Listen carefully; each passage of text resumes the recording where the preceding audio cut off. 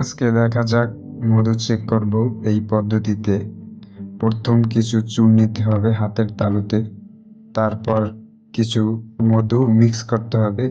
Mix করার পরে ঢলা দিতে হবে। ঢলা দেওয়ার পরে যদি বুঝেন যে এটা আগুনের মতন গরম হয়ে যায় হাতের তালু, তাহলে মনে করবেন এটা অরিজিনাল মধু।